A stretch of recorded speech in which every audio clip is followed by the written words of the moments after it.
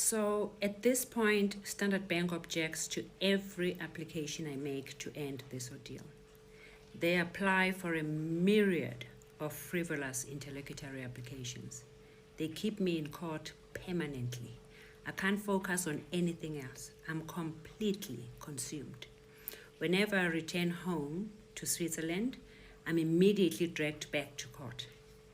The worst is before every court appearance, there's an incident, an intimidating incident.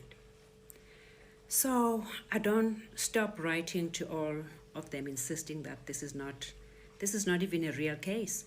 It's not even a real legal problem. So I insist that we sit around the table and resolve this at once. Once we reconstruct this thing, I can pay the balance and I can go back home and we end this thing. I've had enough. Anyway, I'm waiting for them to challenge the forensic reports that confirm that they committed fraud. On the other hand, I am sitting on Mr. Sim Shabalala to investigate and tell me who this person is. I've narrowed it down for him and I don't understand why he's not taking action. So I write to him consistently. And Mina, my politeness has an end. There's a point where I lose it. So I lose it and I start asking them, what is this? Like really white supremacy state? Is that what it is? Where in my time when I grew up, besiphetwe amabhunu, asiphethe njengezinja. But at least you knew ukuthi u-abuse amabhunu. Namhlanje, they are renting melanin to incite black-on-black violence. Namhlanje sihlukumezwa abantu basekhaya. So I ask this, is this what it is? I don't understand what's happening. There's joint CEOs, Mr. Ben Kruger, and then there's Mr. Shabalala. Who is who? Who has the power here? Who is being sent to abuse black people and who is the boss? So I ask this. Anyway, I think I sent this email on Friday. On Sunday, I wake up, I go for a run with my daughter. I normally arrive back home first. So when I get home, I lock my key on my bra. I open the door, open the tap, I need water. And as I'm drinking water, I can see a set of black tights coming towards me. And in my head, I'm thinking, did this child run in front of me today? That's impossible. And as I'm thinking this, I see a second set of legs, a third set, then I know that I'm being robbed. So I rush to the door. I'm right at the door. I rush to the door so that I can come out and stop her from coming in. And as I rush out, this guy holds me from the back. He hits me. So I say, look, you can take everything you want. Tell me what you want, you can take it. Here are my keys, take everything you want. And then bakuletha izandla. So they tie your feet first, tight. And then they tie your hands behind you. And then they tie the tied hands to the feet. So they do this entire operation. At this time, bayangithuka, and they're giving me facts. Like, when I fly first class, when you do this, who do you think you are? They're on top of me. But they're telling me such accurate details, as in what seat number I sit in. So I'm thinking, what is this? It goes on, and Bati, we have to wait for your daughter. Okay? I think 10, 15 minutes later, it sounded like 10 days, but a while later, I just heard, and I knew they've got her. And I just said, it's all okay, Sissy. Just be calm and don't fight anything. Just let them do whatever they want. So I said, okay, we are here. Slalasoi 2, you can take whatever you want. Where is the safe? I tell them it's upstairs. Take us there. I take them to the safe. So, Mina, I don't keep my jewelry in the safe. I keep my jewelry in different places. In the Baki flower, you'll find my expensive watch there. You'll find my ring in the washing basket. And put my jewelry in different places. So I'm thinking I must offer them the jewelry because they can take things and go. But you know, Bafuni safe. When they opened the safe, I thought they were going to be angry because there's no valuables there. It's only my important documents and flash disk, what do you call them, USB things. So I thought they were going to be upset to find this and not find diamonds. No, they open a bag and and they throw it in the bag. And I'm thinking, what the hell? Show us your study. I show them my study. So I'm meticulous with my documentation. My filing is very, very neat. They go. So I've got a block here, Standard Bank, with 16 files. All my files are white. They've got my age, ngaphandle, and then I label what file it is and what number it is. They take the entire 16 files and they throw it in their big bags. And I'm thinking, what? Anyway, they pack. This guy young shy. And so now I'm like a frog because so my hands at the back are tied to my legs. So they keep on beating. Need to go this guy, bruh. I just ran 10 kilograms. 10 kilometers, 10 kilograms. I just ran 10 kilometers. I'm thirsty. Don't untie me. Just open the tap so water can come into my mouth. Drags me to my bathroom, opens the tap, and I literally empty the tap. We come back. They want a second safe. I don't have a second safe. They want a second safe. I know you won't believe me when I tell you, Uguti, for 4 hours I was being beaten up. I didn't know what this is about. Eventually, one guy, Uti, I need your discs. Need you what discs? At the camera discs. They're in the garage because I'm thinking like the camera is sending, you know, the CCTV. So that the cameras are in the garage. No, I want the discs. In my garage, I have a big wall of CDs. So everything is in the garage. Ati, let's go. Must be a garage. Told Linda Funari told. What do you want? Ati, I want the files, the discs that have got the Standard Bank footage. Oh, you should have just said that. Back in my study. Go back to the study. I give them the files. And then he's threatening me. I am so angry by this time. I'm going to hit you. Need to be a man. Untie me. Untie me and I'll show you what beating somebody up is all about. This guy gets upset, takes me, throws me to the wall, but I hit my neck so badly that I actually passed out. So when I eventually come back, I notice under my armpit, I notice my daughter is naked. Yo. My heart leaves my body. So I'm asking this child ngesizulu. But you know, labantwana be-ice cream, bacabanga ngesingisi. I ask her ngesizulu ngiphendula nge-English. So ngiyambuza ngithi kuye, awugqokanga, unqunu? Yes, they took my clothes off. They said they're going to rape me. And they answer. They obviously heard what she's saying. They say, we all have full-blown AIDS. When you hear her screaming, you must know that she's infected. My daughter says, Mother, I won't traumatize you. I won't scream.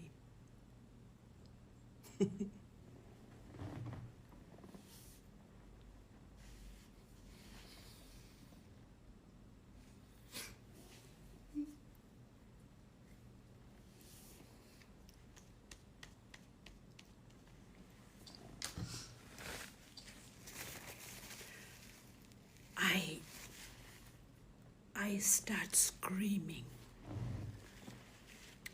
All along, I was obedient. I was doing everything they want. But you see what my daughter has just told me? It's not going to happen. The things that are so tight that I can't shift, I can't do anything. So I'm trying to think fast. What do I do? Let me offer them jewelry. I say to this guy, did you see my Rolex? I have a gold Rolex on my drawer. And a Rolex? It is. I have a gold Rolex. Come. How do I come? Like untie something so that I can come with you. So as ngisho kanjalo and they're following me, I say to my daughter, Qoga, and I show them little bits of this, and it was so funny. They find my cufflinks and they say, what is this for? It's to tie my shed. To tie your shed? How? So I show them. They take it, they take. And as they are taking, I'm thinking, this won't last. When they finish taking everything, they'll still go back to my daughter. And I start screaming on top of my voice. Now, the one thing I didn't mention in previous videos is that whilst we are going through all of this, I am mourning the death of my older daughter, who was brutally murdered. So, I don't know what to do. In all this time, I was praying. I was praying that they finish and go. You know, the Bible verse says, God knows how many hairs you have in your head. He knows your needs before you speak. So I don't need to tell God, let these people go. He knows what I need. I'm just saying, God, I thank you for letting these people finish and go. I leave God aside. I call my daughter. Mngadi! I'm screaming on top of my voice. I call my daughter and I say, you know I can handle abuse, but your sister will not manage this. I am talking on top of my voice. I'm screaming. I'm calling her sister. I say, come in. I say, come in. I didn't know what else to do. They all rush. Where is she? Where is she? My daughter is calm, I told you. She says, who? They say, the person she's talking about. Who is she? He says, it's my sister. Where is she? She's dead. Huh? Yeah, she's dead. Your mother speaks to dead people? My daughter says, and they respond when she talks to them. You have never seen people vanish out of my house so quickly. 2 minutes, they were gone. The boss comes back. He looks me in the face. He says to me, I'm sorry, my sister. His eyes were so honest at this moment. When he said that, I actually received it. He said, I'm sorry. He said, I'm at work. I also have to feed my children. He said, this is a job I needed to be able to feed my children. He says, I'm very sorry I did this to you. He says, is there anything I can do? Maybe phone somebody to come and help you when we leave. I say, no, you can untie me. Just loosen my hands so that I can go find scissors and help myself. I still have a wound. You won't see it now, but the day you meet with me, you'll see it on the side. He yanks this thing open. No, he didn't open it, but it loosened it. But he yanks it and it goes straight into my bone. He yanks it open. He says, I'm sorry, my sister. I say, no problem. I know you won't believe me. But when he said sorry, I received it and I forgave him. He told me he's employed. He told me he needs to feed his children. I said, it's okay. In no time, start the motor, boom. So, in your bathroom, I take scissors, I cut myself, I cut these things, I cut my daughter. When I go to my study, I notice a long person, a man, lying on my floor. And I'm thinking they killed somebody. Because I didn't see this body before. But what had happened was, when my gate was open, they had put, because at the gate we have the guard house with the bathroom. So they had taken my guard and kept him there, put his head in the toilet. When I came, they lifted the head and they said, "Who is this? Is this the mother or the daughter?" And he obviously said it's the mother. And then they phoned the house to say the mother is coming, and then they put the head down. When my daughter came in, they then took him to the house, tied, and then put him in my study. So I look at this and I say, it's my security. So he's tied, he can't speak. So we tremble, we take the phone, they've taken my computers, everything, we look for the phone, we phone the police, or we press the alarm or something, I don't remember how we called the police. The police arrive not so long from there. They take statements, they do everything. But I am injured. Thank God they didn't touch my daughter. They didn't even clap her. They didn't hurt her. They didn't do anything to her.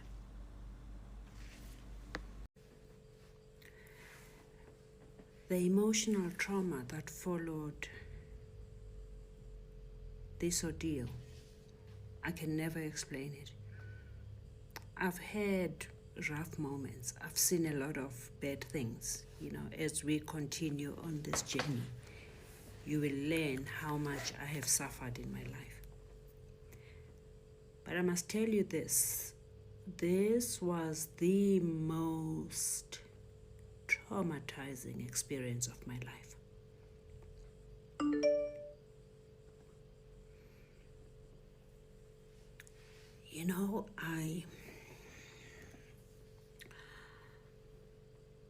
I couldn't sleep.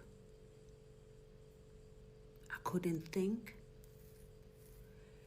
Even when there's lightning outside, I used to jump out of my bed and think there were people there. I just couldn't breathe. I couldn't breathe. And as I'm busy processing this,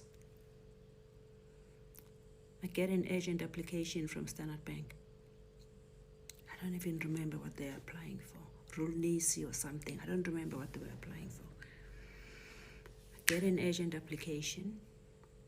You must remember, you don't just show up in court. You need to respond to the papers.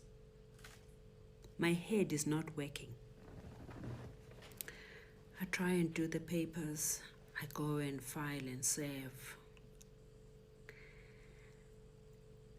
But I am traumatized. And my biggest fear is what's going to happen a day before this hearing.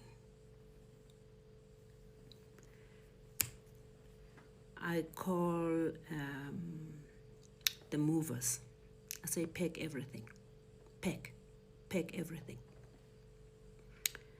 Pack my house up. I move to a hotel.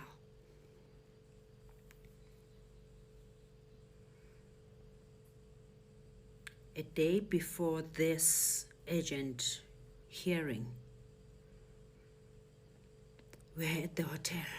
I am finalizing the heads of argument. I'm putting things together, and my daughter says she's hungry. I say, order.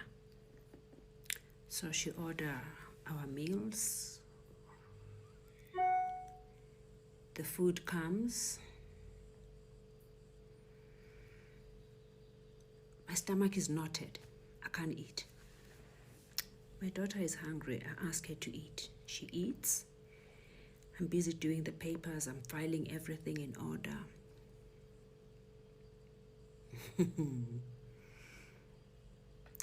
I don't remember what I called her for. Make me tea or something. I don't remember what I asked for. The child is not answering. My daughter is very respectful. I don't remember what I asked for. She's not answering. I call her. She's not answering. I stand up. Now umntwana ubunyelele phansi. Umanzi nte kuphuma phambili nasemuva. Amehla wekho kumhlophe. Hey. Nyamvusa lo mntwana akangizwa.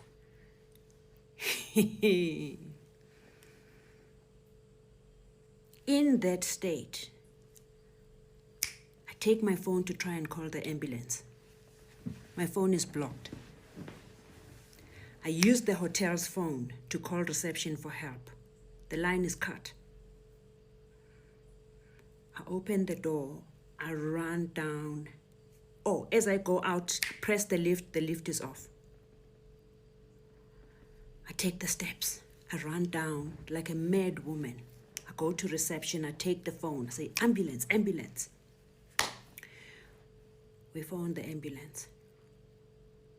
I'm on Discovery, so you've got this 911 thing. They arrive in no time.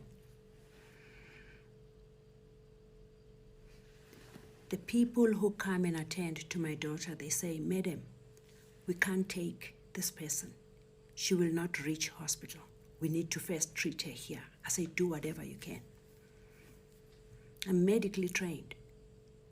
I am shivering. I can't take this child. I can't even think what's wrong. I stand back. There was a young lady, very young lady.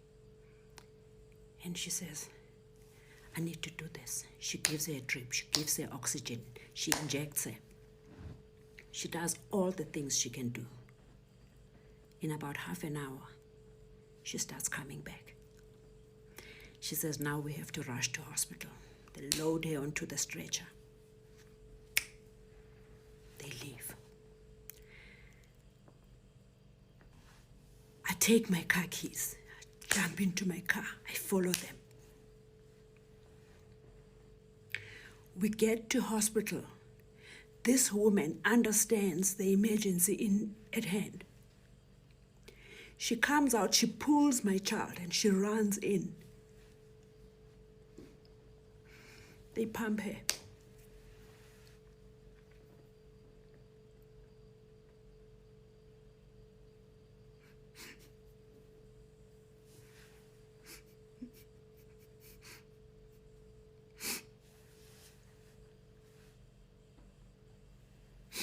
I go back to the hotel in the morning. It was about, I don't know, maybe 3 o'clock when all of this happened, or maybe 2 o'clock when the ambulance came. I go back to the hotel in the morning. I put together all her vomit. Everything she excreted, I put it into different buckets. I did not eat, so I take the food that I didn't eat, and I take all the waste that I collected. I run to a laboratory. I say to them, test everything and tell me what's in it. Will you believe me when I tell you that the poison in her vomit and her stool was the same poison in the food? Before I know it, it's time for court. If I don't arrive in court, they're going to grant an order in my absence. Who do you call at the time to go and stand for you in court? I leave my child in hospital, get into the car, drive to Pretoria. I walk in, I am a mess. I scream from the door, telling the judge what is happening. It was the kindest woman I had ever come across. As I walk in, the Standard Bank people are talking. They're addressing the people. Look, she's late. The judge flips. Didn't you hear? Her child is fighting for her life in hospital. Bangs the gavel. Cancel the entire thing. Go look after your daughter. Dumelang. Today I didn't know that I was going to have strength to come and talk to you, because the last 2-3 videos were gut-wrenching. After filming yesterday, I was so broken, I just couldn't hold myself together. I didn't realize that the wounds are still so raw. But I'll tell you what was different. This time, I had an impenetrable wall of warm, loving hearts from my fellow South Africans. You held me together. You incubated all my pain. You supported me. I felt so loved. The messages of encouragement, the support, the love, the hugs I received. Thank you so much. I don't think any language can express how loved and warm my heart feels. Yabo. I really need a little indulgence from you. Uti, I just get a day off today and not talk about the fraud. Because when I go through these stories, I'm not reading them anyway. I need to literally get into that space and relive them. It's very, very traumatic. So today I don't really want to talk about fraud, but I just want to tell you about two developments that happened. So it will be a brief video. If it cuts, then I'll do a second video. But today I'm going to day off. So this morning I got a phone call from an American number. This gentleman is a director of one of the biggest law firms in the world. He's been seeing my story. The same way Africa, Europe, everybody has been sending messages of support. This gentleman says to me, you have a blank check and you have the best legal minds in the world to capacitate you to take Standard Bank on whatever route you want to take. What they did is so wrong on so many levels. And he says, we are disgusted that your country has done nothing about it. Not only the fraud, there's so many offenses involved in this case, just the little that I have told the world. There is so much that is incorrect. He says, go for it. So in our conversations, he also asked me if I suffered any personal damages. And I say, even if I use my toes and fingers, I won't finish counting the damages that I incurred because of Standard Bank. But forget about me for a minute. I want to talk about the damages that South Africans have lost because of this exact fraud from Standard Bank. I'm sure I don't need to scratch very far to remind you. Do you remember, I think 2018 if I'm not lying, do you remember the Ekurhuleni University that was going to open? Do you remember that? Do you know that I spent 20 years of my wisest time preparing the curriculum, preparing what needs to be fed to our children? You know, South Africa is one of the few countries where a university just take courses from 1904 and they just recruit children who come and get 54% and then they give them a degree. When that child finishes, she's got nowhere to go. She's unemployable. That's why we have so many unemployed graduates. So what I did instead, and really it's not my wisdom, it's things I copied in 82 countries. What are the best practices? I looked at every town, at every, what do you call it in South Africa? Like Gauteng and at those things. Cantons, I don't remember what we call it here. Provinces.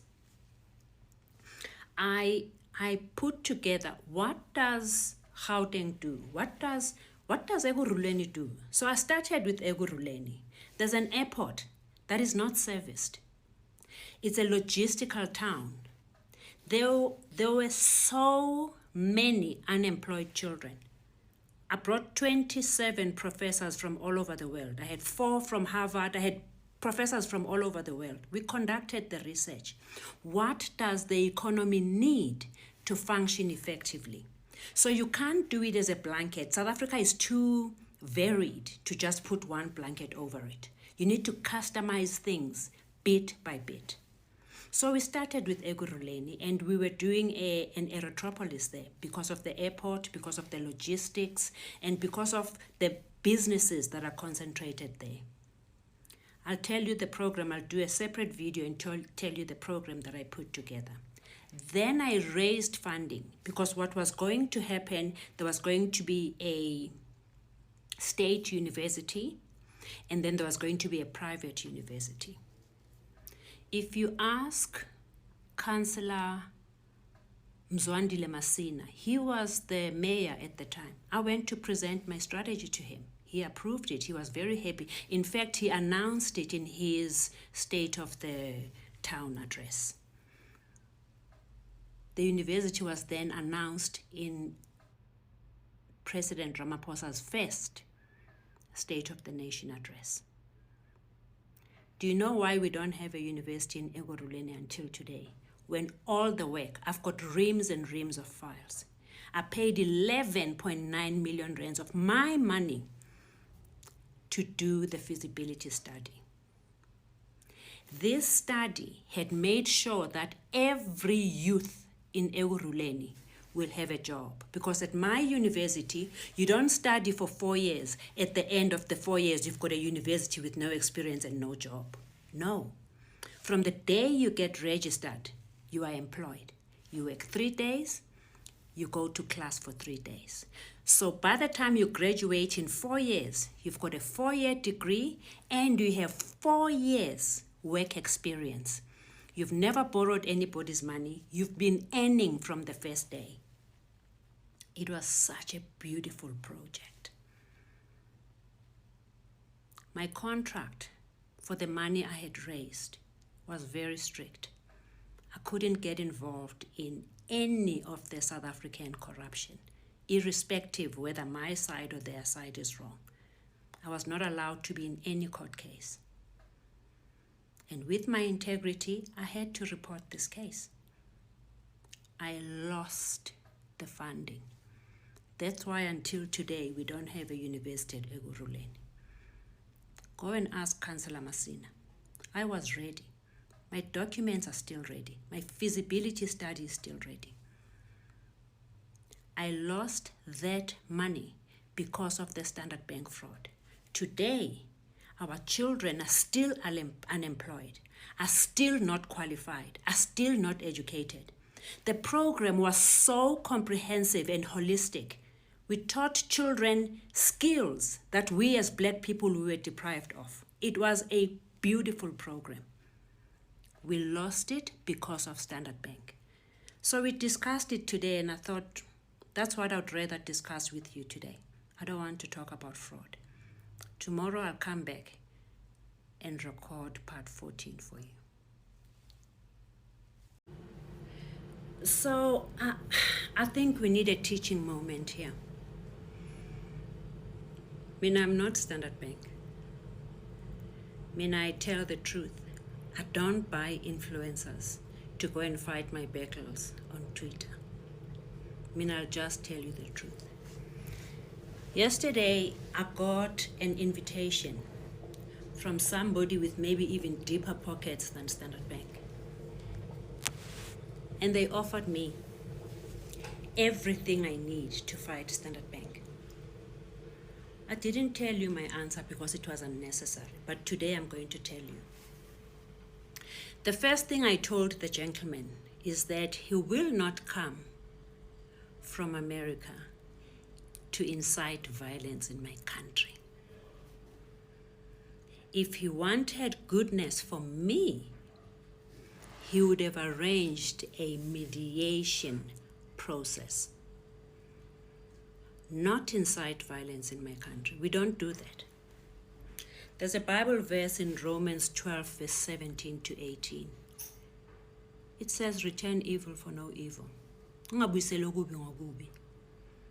Ithi dedela ulaka. Ithi, by all means be peaceable with all men. Mina, I will never sue you. But if you give me problems, I will defend myself. So here's the thing. The guy with an offer with a blank check, I told him very politely that maybe Trump needs that check more than me. I don't work at that level. Even my practice is non-adversarial. I don't go to court. By the time you go to court, you know, people have got this mistaken notion that if you go to court, one person is going to win and one person is going to lose. By virtue of going to court, you have lost. I'm not doing that. Another point I want to raise here is who is the loser in this entire process? It's not Standard Bank. It's not me. It's your children. Mina, my child is an admitted, practicing advocate of the High Court. To relax, she flies aeroplanes. She's not disadvantaged by Standard Bank. I think I've demonstrated to you that I can stand my ground. I don't need a blank check.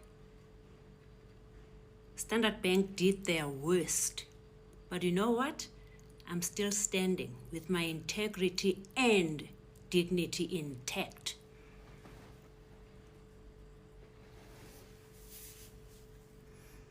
You think Standard Bank has disadvantaged me? Mina ngidlizamba ngilaphondo. Elphekwe uChef. The people who are disadvantaged here is black South African children.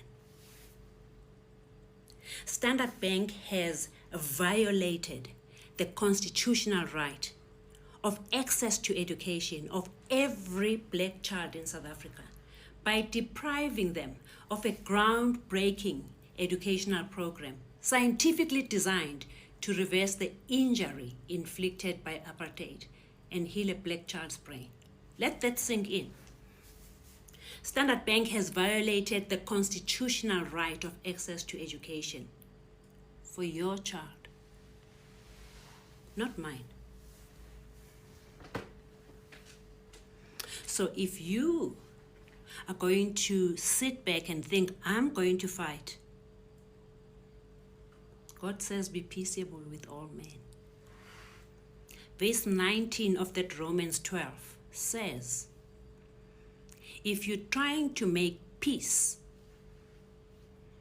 and the other party refuses, because revenge is for God. You leave them in God's hands. So here's my request to you, South Africans. Mina, I've come to you because it's your children who are disadvantaged. Now we're going to use our data. Should we decide to go in person, we'll wear our stilettos so that we are not intimidating. We go to Standard Bank. We visit Mr. Sim Shabalala. Sithi, hey Baba, our children's educational program back on the table. That's what's going to happen. We don't have time to be playing ignorant, illiterate games of buying influencers to write negative things to try and dilute the truth. Mina, everything I say in beggy paper pants. Those who are looking for a judgment from Standard Bank, go to school and learn to listen. Would never argue with a fool. And he told me the reasons why. And for that reason, I don't even go to full length. I let people be crazy on their own. But you see, this platform that I've come to address my people at, it has a lot of people who have given me respect and listened to me. And for that reason, I have to listen to their requests. I have millions of people who have responded through comments, through emails. My email is chock-a-block. The office is separating the requests, compartment by compartment. And emails that are addressed to me directly, they then forward them to my private email.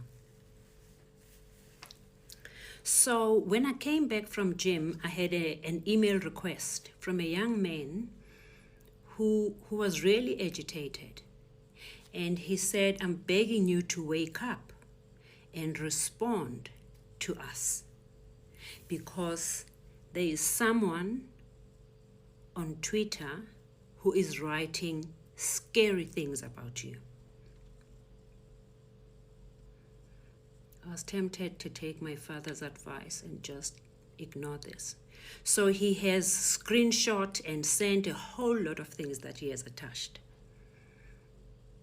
In total, I think it's 6 things that this person wants to know. He then sent me a picture of him.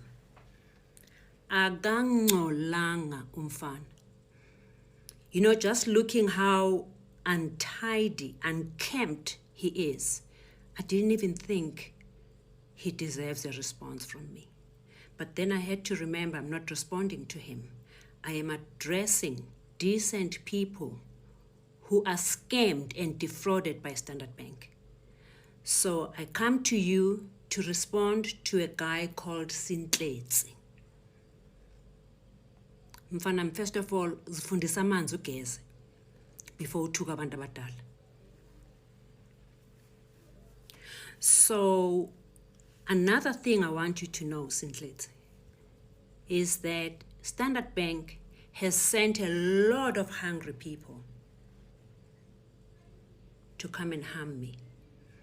I've had hungry people do worse to me. I think you remember in one of the videos, I think it was 12, where I was telling you that a guy came to my eyes begging for forgiveness, telling me that he had to take the job because his children are hungry. And I understood it because I know kuhlupheka komuntu omnyama.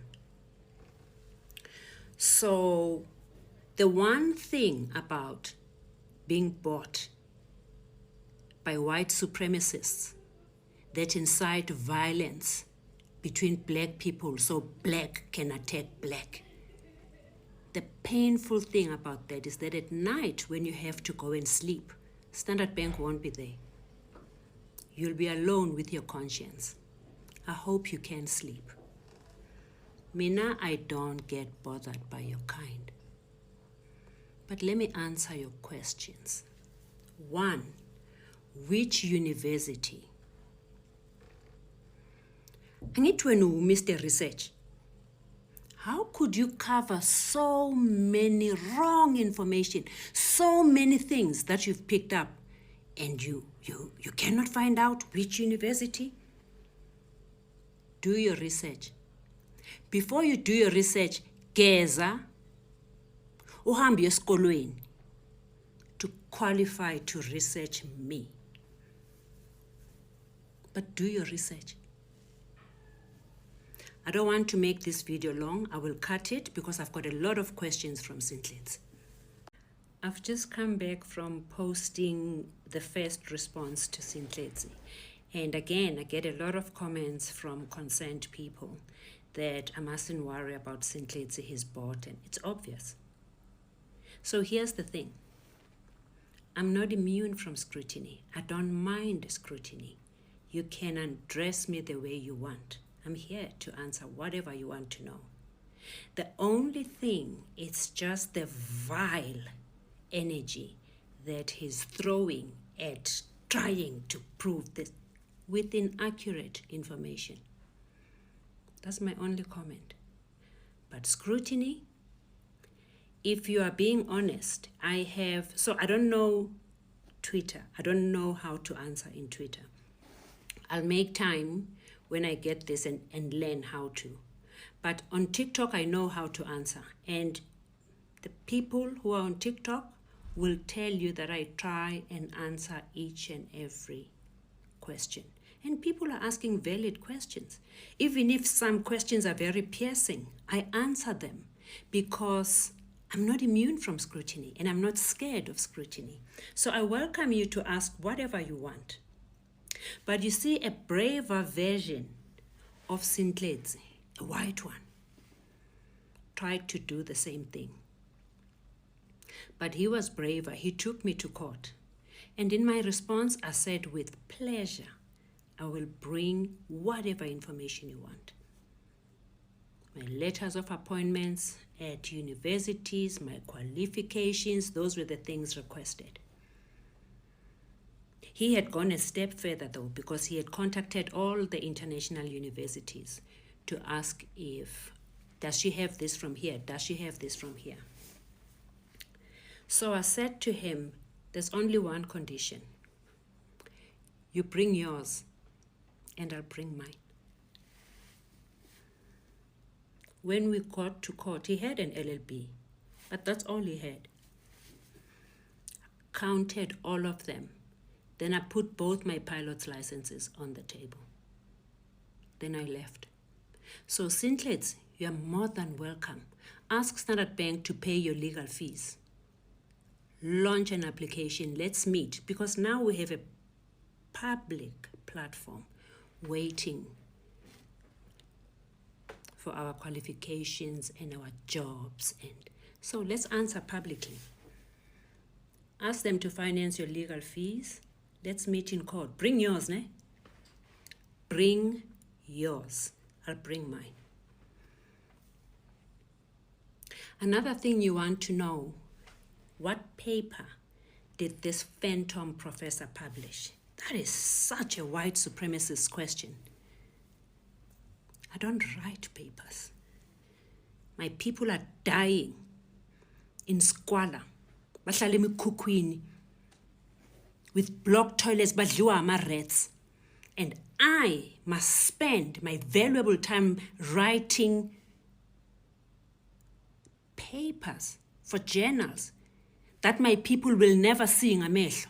I conduct lived research. You go to any of my institutions, they are a product of my research. I don't write papers, I produce solutions, real-time solutions. My law firm was part of that. My home for children was part of that. Everything I do, my university program that you and your people are trying to squander, it's my hard and academic research, documented. So hey, let's meet in court and produce all of these things. I have all mine. Yesterday, somebody challenged me. Fair question. They wanted proof that really I worked on the Eguruleni University and I was ready for this and that. I produced a letter from the erstwhile Minister of Higher Education.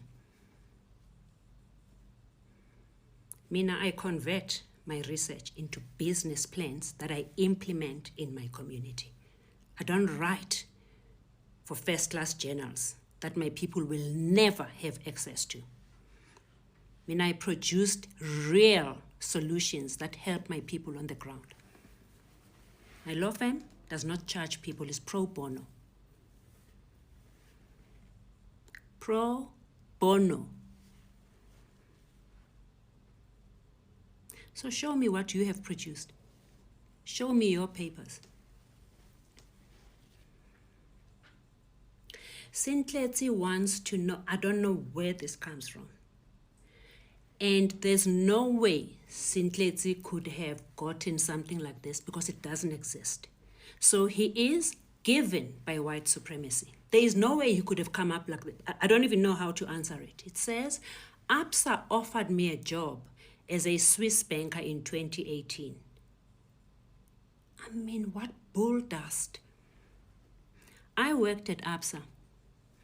I started 1 June 2003. I reported to the CEO and his deputy, Mr. Nali Bosman and Mr. Rupert Pado. Go ask.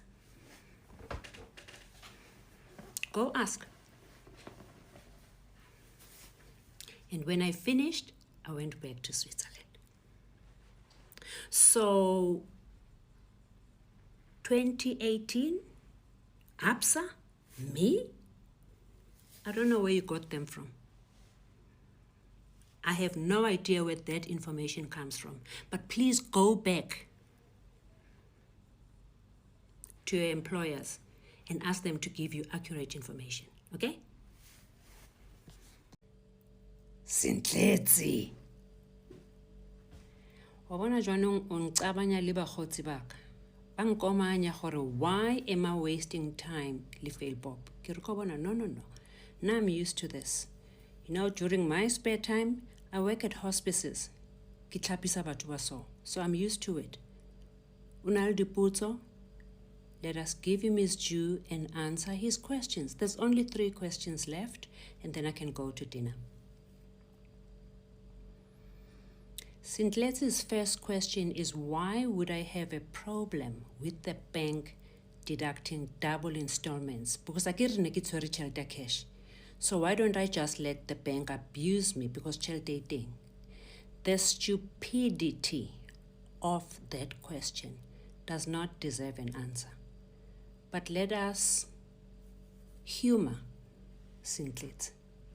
Sintletsi, if you have money and you go to a shop where bread costs 10 rand and somebody charges you 20 rands because they know you have money, you must know there's a problem. The salesman is a thief. Things like that are always a symptom to tell you that there's a problem deeper, that is the cause that informed this inflated price. So now, as a curious mind, when you charge me an installment that we didn't agree upon, I will hold you to it. I will look for the installment sale agreement that I signed with the installment that I know. Look at what I uncovered when the symptom forced me to go and look at the cause. Look at what I uncovered.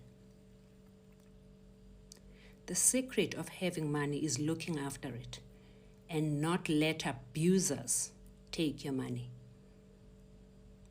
If you can take the advice and save the sentenyana tse tswang maplankeng a, you will never sell another black person to white supremacy for food. Learn to save and preserve your money. Ska patala double anything. Question. Okay? Another question, lazy question. Where are the public records that show that I have a fraud case against Standard Bank? Bakhaez, I know Kiputa Dichaba, but this is abuse. I gave you case numbers. I told you I reported the case in Sentin police station. I gave you the case number, 685004, 2017. I gave you the case number. If ko Sentin wapalwa, iya Renbeck court.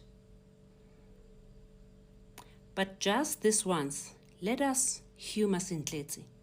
I'm going to post one document that proves that the case was processed by the SAPS. The document comes from South African Police Service Forensic Laboratory. I hope you know what that is. That's where they test anything fraudulent. I'm going to post a report from a warrant officer, my reporter. It has the case number that I've posted a number of times on my posts. Go to Sentin and ask if this is authentic. Go to the Pretoria Forensic Laboratory and ask if this is authentic. Go to Randburg Court. So the only reason I'm giving you this report is because I'm not doing anything against the POPI Act. It's a public record. It's in my court file in Pretoria. You can go and just go to Pretoria, ask for my files, for the case number, and then look for it. But just this once, I'm going to humor you. After this, when I come back from dinner, I'll post it. Okay? Just this once. It's got the case number, and it does tell you that the signature is fraudulent and the document is a forgery. By the way, Standard Bank never even had the guts to question it because they knew. The third question is a question very close to my heart. It's about Bito municipality. So after this case, I was going to get into the Bito municipality case. It doesn't deserve to be answered in a short video. It's a series. But what I'm going to do is first of all explain, I think I said this yesterday, South Africa is a multicultural country. You cannot have one blanket to educate everybody. Haritswan, and we are very different. Bari were a rainbow nation, we are worse than that. So, I told you yesterday, my education system is customized. It looks at the place and it looks at the people in that place. It looks at the businesses in that place. It looks at the economy of that place. And it looks at what does the economy, the businesses operating in that canton, in that province, what are those businesses? What is the capacity they need to function properly and feed into the economy? Then I design the training to groom the youth to be able to take those jobs as the time goes. I start with the companies and check exactly what they need. What are they trying to achieve? What is the economic state of the place? So I've done this in 3 cantons, in 3 provinces. I've done it in Limpopo. I have all my documentation. I've done it in Eguruleni. I've got all my documentation. And I've done it in Western Cape, in a beautiful town called Plettenberg Bay.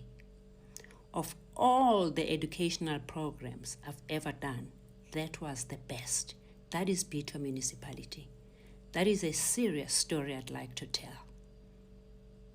But I'll tell you what I'll do for today.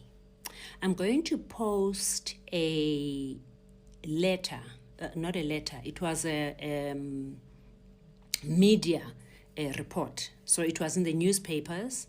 Somebody got the file. Somebody who's not lazy got the file from the High Court in Cape Town and published the story. His name is Mr. Brett Heron. He's the Secretary General of the Good Party with Mrs. DeLille.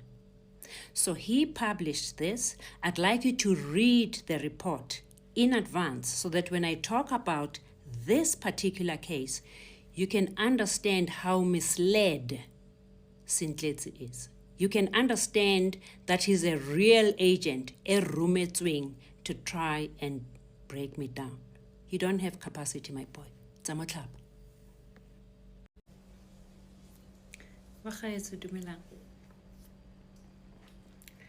I think by now you all have the picture. We do not have to go through all the court appearances. The documentary will do that for us.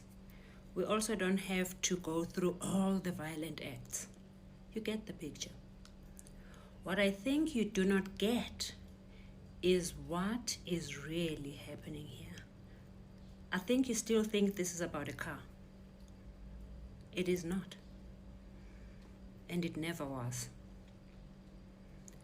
This was, and still is, a coordinated deflection strategy to derail me from healing a black mind from the injuries inflicted by apartheid.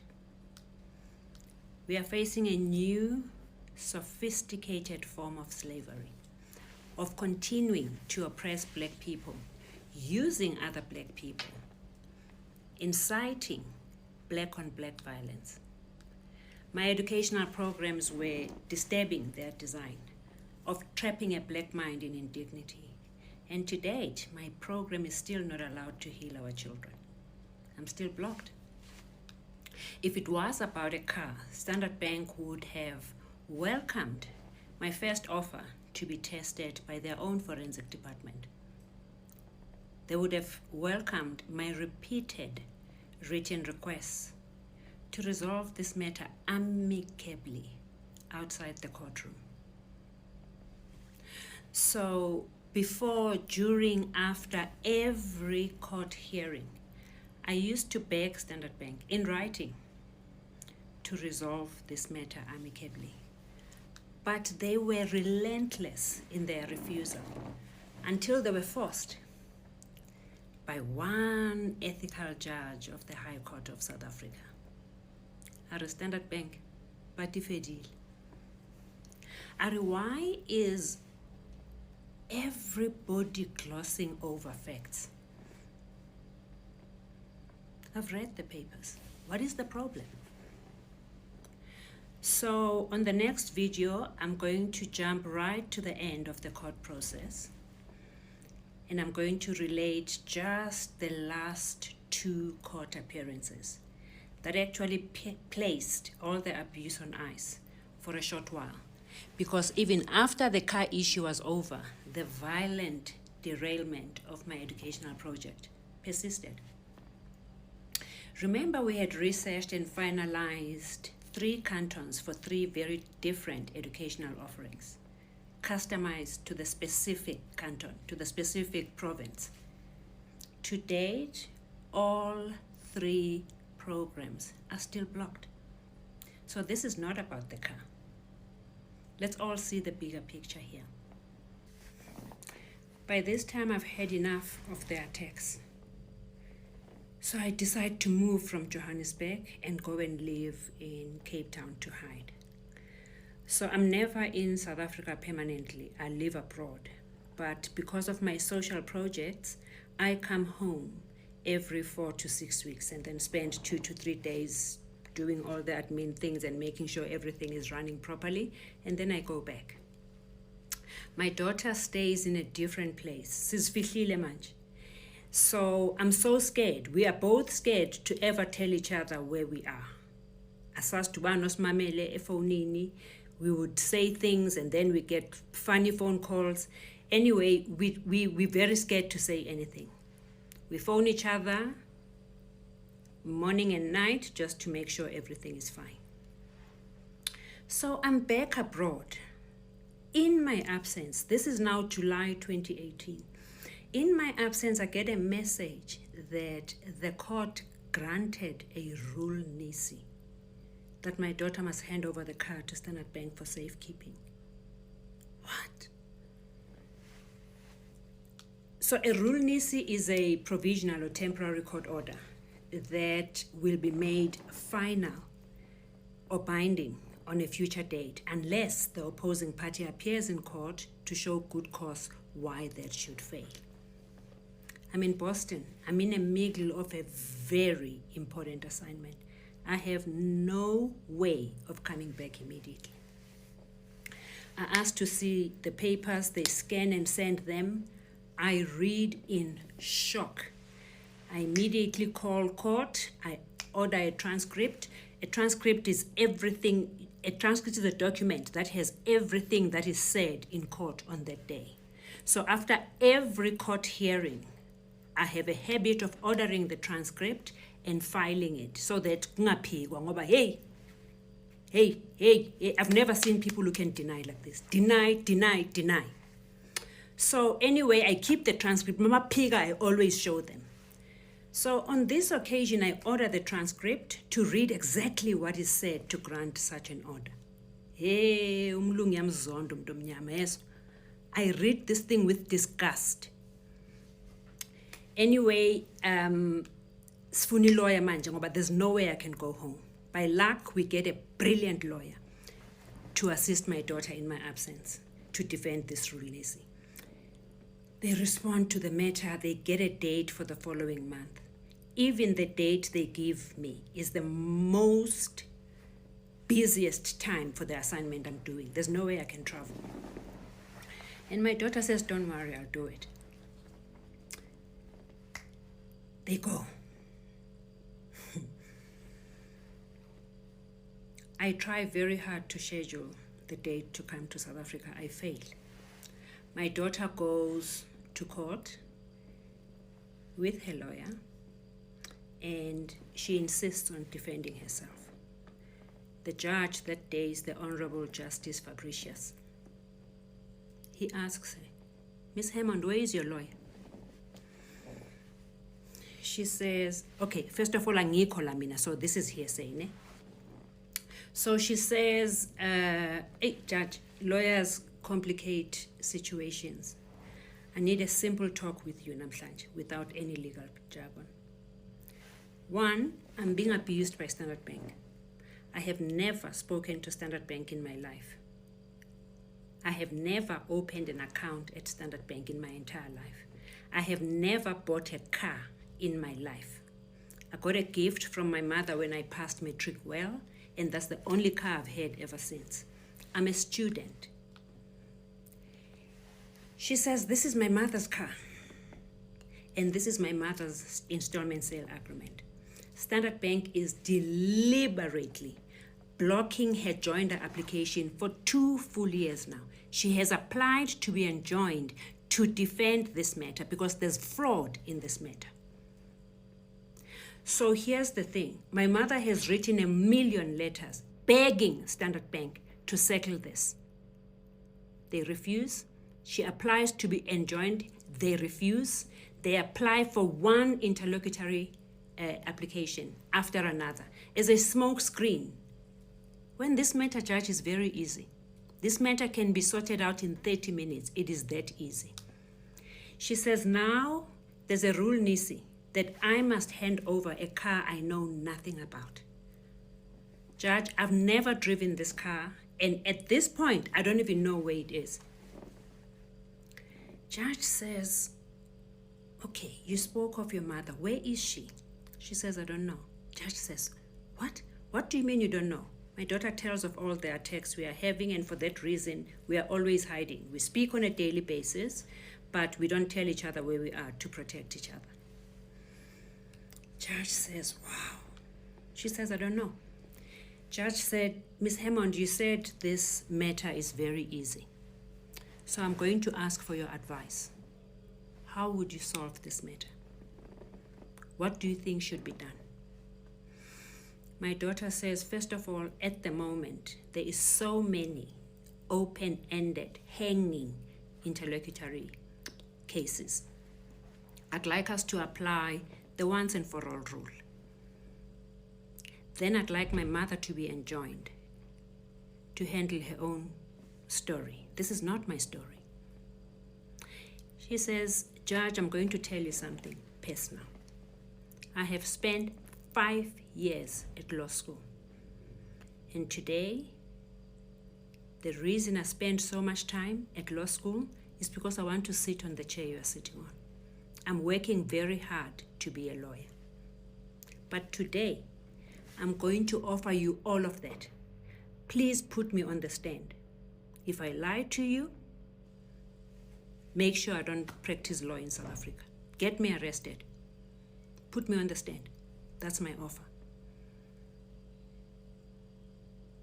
Judge says, did you hear what you said? She said, yes. So what do you want me to do? What do you want from me? You said it's easy. She says, Judge, only one question. All this smoke screen for 4 years now is hiding not to answer one simple question. Who signed the installment sale agreement. We have overwhelming evidence that is not me, and Standard Bank insists that it's me. And their insistence raises a whole lot of violations. Put that aside. Put me on the stand. It's a Tuesday. Judge looks at my daughter. He says, Thursday. I think it was 23rd August. He said, Thursday, be here. I'll put you on the stand. And let me tell you this. You lie to me, not only won't you practice law, I'm going to make sure the DPP is here to charge you. Do you understand? She says, my lord, I understand. Hey, Thursday comes. Family, before posting part 16, please can we go to update 3, because I'd like to alert the country of a call I received today. So last night I received, well, during the day, just yesterday, I received a few mails and text messages from journalists. What infuriated me is their questions that already have a bias against me. So you get a question like, why do you lie against Standard Bank? And you want me to respond to that? So I say to him, okay. He says he'd like me to answer some questions. I say, okay, what questions would you like? He says, first of all, are you aware that there's a coordinated effort to discredit you online? I say, sir, there's not one human being who can discredit me because I've got nothing to hide. So they can go to town and do their worst. I don't care. Yesterday, I allowed a very young man who was genuinely concerned and begged me to respond to the things he sent me. I told him I don't play in the gutter, but just for yesterday I'll visit the gutter, just for him. But just that once, I'll never do it again. I don't want to hear any of these stories. I don't read junk, I'm not a dustbin. So I explained this to him. Then he says, okay, did you see Standard Bank's response? I say, no, did they send it to me? He says, no, they actually plugged it on social media. I said, I've never done social media in my life. I just came to South Africa now to speak to you, but I'm not a social media person at all. I don't have those things. Besides, I don't need to see Standard Bank's response. I know Standard Bank's response off by heart. I can close my eyes and recite their template. They just pull a template and they change the names and put this detail so that it looks like it's you. It's all the same. And I don't only know this from me, but I know it from all the people I serve, that they rob, defraud, and scam of their hard-earned money. Oh, we've done all of this investigation and we didn't find any wrongdoing. Deny, deny, deny. We didn't take your mother's pension. We didn't touch your account. You are paying these people. It's not us. We didn't see any wrongdoing. I know that letter off by heart. I don't need to see it. If Standard Bank wants to respond to me, call me to a public platform with Standard Bank. And then let them bring their documents, I'll bring mine. I challenge Standard Bank to meet me in a public platform with our documents. Everything I have said, every word, every letter I have uttered since I came to you humbly, I have a paper to prove it. Let me prove Standard Bank wrong on a public platform. I challenge them. I told you before I came to you, I went back to Standard Bank. I invited them. You know what they did? They threatened me with the biggest law firm in South Africa and Africa. They threatened me. Now I challenge them. Let's call regulators, let's call law enforcement, let's call everybody. If anything I have said since I came to you is wrong or a lie, I will take myself to prison. I challenge them. Let them come. Let them bring their documents. I'll bring mine. Interestingly, today I received an email from the law library. The lady says, we are inundated with requests. People want to see these papers. We go to court. The court doesn't have papers. How convenient. The court doesn't have these papers? How convenient. Where did they go? Call me to a public platform. I've been robbed 4 times of my documents, but I have every piece of paper. Call me to a public platform with Standard Bank. I will prove it to you. Call regulators to come and see. I will prove it to you. So I told him not to worry about it. He then said he'd like to ask some questions. Can he call me? I said, no, it's late. I want to sleep. So is it okay if you call me tomorrow? So he said, okay.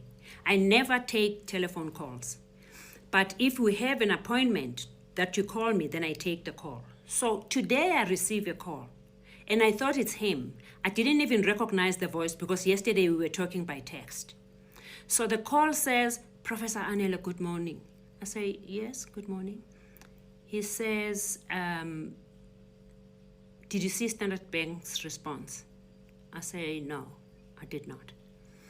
He says, are you posting another video? I say, yes. He says, no, there'll be no more videos. I said, says who? He says, I say so. So I say, sir, today I'm going to post videos, tomorrow and the following day and every day after that. He says, if you post any video today, it will be your last video. So I said, okay. You see, I don't need to beg South Africans to believe me. You have a choice. You can either believe everything I told you, or you can ask Standard Bank to meet me in a public platform so that I can show them the truth, or you can decide not to believe me. Whilst black people are still not free in South Africa, we have few freedoms. One of them is you can believe whatever you want. You see, I don't even relate to belief because belief is just a stepsister of the truth. I didn't come to you for belief. I came to you to open your eyes so you can realize what is happening. Realize, not believe. Look, open your eyes and look. I came to you to give you courage to stand up and talk against the Goliaths that are abusing you. You see, justice is a very finicky concept, especially for poor black people. Justice delayed is justice delayed is justice denied. We say that in law. But in Gauteng, in South Africa, you have to wait 5 years for a trial date, unless you have lots of money and you can do agents and things. You still have to justify your agency. But for you to get a trial date, 2031 is the first date available, which means for 5 years you'll be waiting for justice, not having it. 2, you don't have resources to do that. So I came to you to give you courage that whilst we are waiting for justice, we can expose the Goliaths. The David and Goliath documentary is not for me. It's for every South African who has been abused to tell their story whilst we are waiting for justice. Expose the Goliaths. It's a sanitizer to expose the abuse we go through quietly. But because charity begins at home, I started with my personal experience. People say it's a story. This is not a story. It's my personal experience. And when I finish this one, I'm going to the Gore case that everyone is posting. Oh, there's a Gore case. I'll tell you all about it. In the meantime, I'd like us to encourage Standard Bank to meet with me in a public platform, and we both bring our papers to prove to South Africa what exactly is happening in this case. It has attracted a lot of attention and interest. Let's cut it.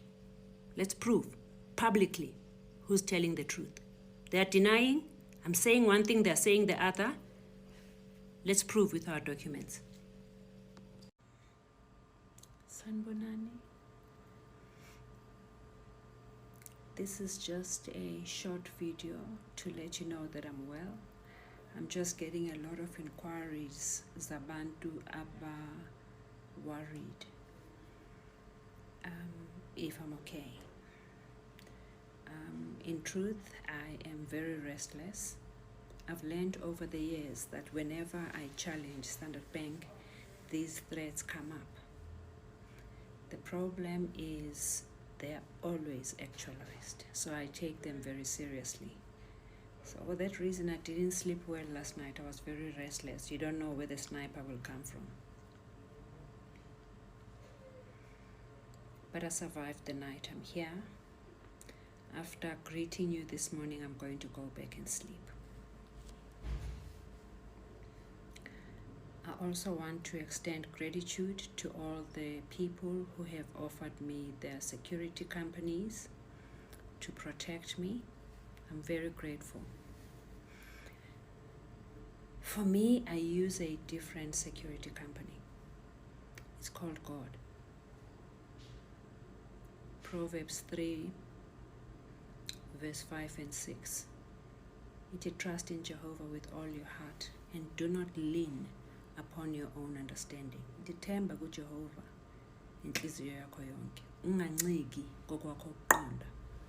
Uzakuqondisa zonke indlela zakho. He has never failed me until namhlanje. So I will still subscribe to that security company. Because once you remove your trust from that security company and rely on men, you can never enlist it again. So I will stay with it. Regarding death, amanzi amancane. Mina, I'm God's favorite. I reside in God's armpit. So when the devil wants to take me, he must first find God and negotiate for my life. If God feels that my life is worthy to be sacrificed for truth, God will release me. Ecclesiastes 3 verse 1 to 5. There's a time for everything. There's a time to be born and a time to die. Kwabakithi uMshumayeli 3 verse 1 to 5. Kunesikhathi sayo yonke into inesikhathi sayo. Kunesikhathi sokuzalwa nesikhathi sokufa. The day isikhathi sami sokufa sifika, ngicela ningakhali. Ngizobe ngiwenzile umsebenzi wami. But I suspect God will keep me around for a little longer because I still have work to do here. Mina, before I educate a child, I heal the mind. So I don't think God will let me go yet. Masingawari kakhulu. What makes me happy though, ukuthi even if God would decide ukuthi isikhathi sami sokuhamba, I will live with integrity for telling the truth. The entire country will know who killed me and why. Then I move to those who are working overtime to discredit me. Do your worst. Yabona mina, ngivele ezandleni zika Paul O'Sullivan no Trent nesquad sabo. Shredded me to small pieces. Angishuka. Working overtime to protect a white rapist. A story I'll bring to you. Let's focus on Standard Bank. I will bring you that Paul O'Sullivan story with receipts. I have raw footage to prove. Angikhulumi ngomlomo mina. Everything I say, ngibeka iphepha phansi. In this case, it will be raw footage.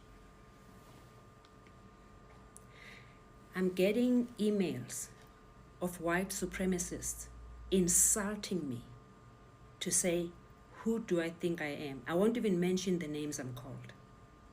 They say, I am casting aspersions against Standard Bank. I didn't know the dictionary has changed the meaning of truth to aspersions. I mean, I only told the truth. If the meaning of truth is now aspersions, please offer me a copy of that dictionary. Which in a way moves me forward. Ukuthi nginicele nonke.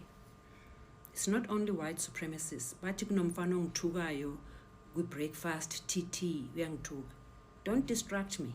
Let me finish with Standard Bank. Mangiqeda ningangigeki mina, ningiqonde ngqo. I'll be here.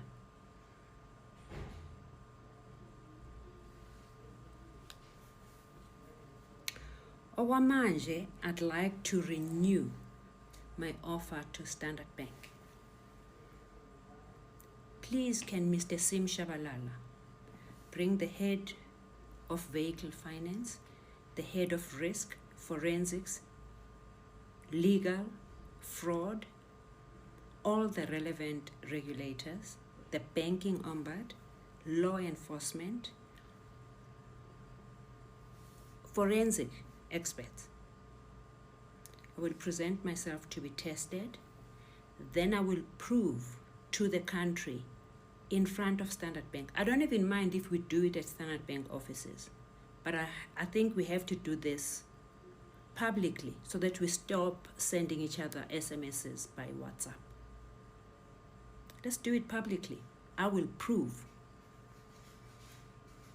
that Standard Bank has committed fraud against me. And then Standard Bank has to give up the fraudster.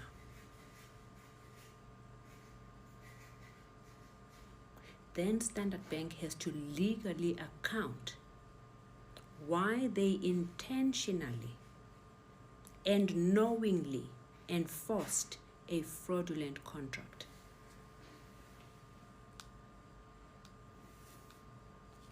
I go back to worry. That is the most useless emotion.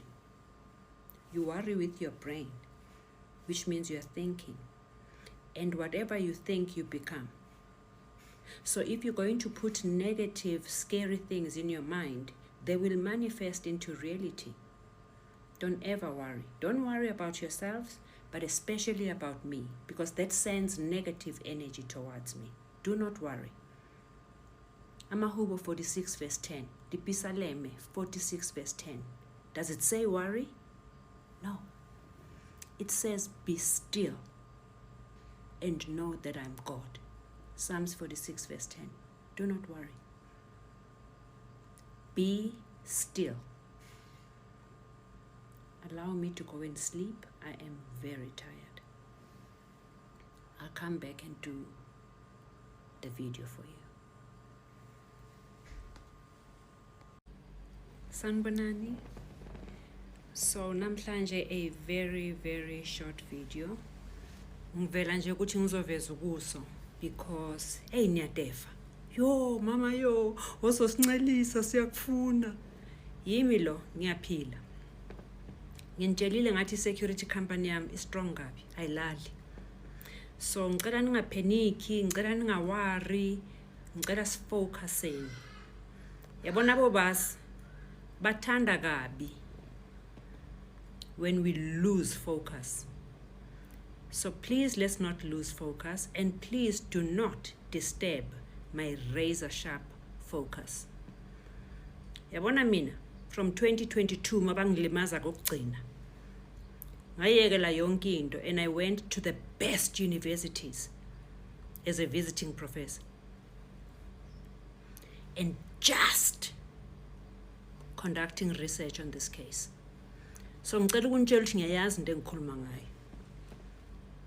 But if nizongiphazamisa emsebenzini ongiwenzayo, yini eniluzayo akusiyimi. Ngiyanicela ningiphe isikhathi sokuthi ngisebenze. lento yokukhuluma nomphakathi is very, very difficult because I have to constantly consider you, prepare videos for you. On the other side, I've got a lot of work. There's many things engizenzayo. So ngiyanicela ukuthi sifocuseni ningiphe nechance yokusebenza. Namhlanje I read thousands and thousands of emails the whole day. Ngihlukanisa ukuthi yiphi esebenzayo yiphi engasebenzi. Ngibheka ukuthi mapha ama case ayi fraud ngempela. You see, banks think we are stupid and they think we're going to be outside focused. Ukuthi fraud ivelaphi, which is what the noise is all about on social media now. Let's grow up, people. Masingavumi ukuthi sidonswe ngamakhala simikiswe endleleni wrong. So manje the debate is about what car is it? What does it matter? Whether a Toyota or a Uno, what does it matter? Now the noise is about hey lo muntu ungena isikolo or what? What does it matter? Noma ngabe bengino sub A, Standard Bank had no right to defraud me. So it doesn't matter. Hey, yippee dealership. So you make me feel like you are just chasing gossip. You don't understand the big picture. And this really hurts me. In my entire life, I have never used social media. Nyaqala from 19th March 2026 because I wanted to connect with South Africans. This is so new and so traumatizing on its own. Social media is very traumatizing. But manenza kanje, you are weakening me instead of strengthening me. Ukuthi ngikwazi ukulwa lempi. Lempi ngiyilweli mina, ngilwela nina.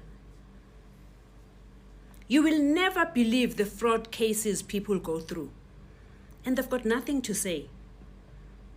They've got no strength to stand up for themselves. They've got no voice. Uzotshela bani uthini? When the Goliath will stand up arrogantly and deny abusing you, what are you going to do? Who are you to approach a bank? What are you going to do? I mean, I've done my homework. I will never open my mouth publicly if I don't know what I'm talking about. You know, Mina, when I take a class at the university, you are there for 3 hours, you are teaching. Do you know, to teach that 3-hour class, maybe I spend 8 or 9 days preparing for it. So if you are disturbing my preparation, anyeke siphumelele. It's very nice sithandane siloku sibambana la sibhekane emehlweni. Indlala. Abantwana bethu isikolo. Do you know I spent about 2 hours reading comments because I think it's very important to hear what people say. And don't think I'm only in love with people who say beautiful things. And people, I'm so grateful because you say the most beautiful things. But there are comments that bring me to tears. Some are so profound. There's a lady called Entle, at Entle.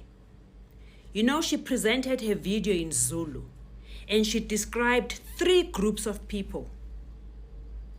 Hey, those that support Lo Mama, those that are doubtful, and those that don't get what time of the day it is. They have no idea what kwenzakalanda.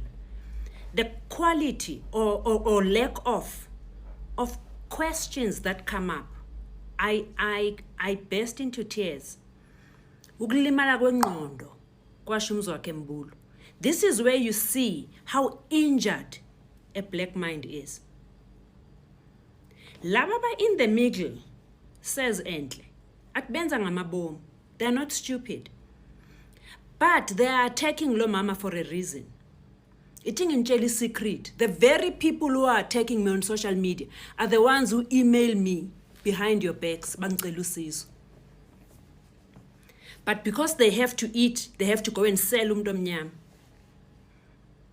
So don't be fooled. And with all the love I'm receiving, I am begging you not to send me love emails. I am working. The emails I need, it's emails of people who need urgent help. People whose parents' pension has been stolen by banks. People who are losing their homes because of fraud. Please, allow me to help our people ngendezi right. So asikwazi ukuhlala la sibhekane emehlweni simasajana. Ngizonivakashela every day ukuthi nasi ngiyaphila. Today I made 2 videos of part 16 and 17, I think. But the last day of court deserves a little bit more than that. So, and I don't want to break it. So tomorrow I'll do maybe the last 2 videos and then I'll post them all at once because the last day of court, I don't want to break it.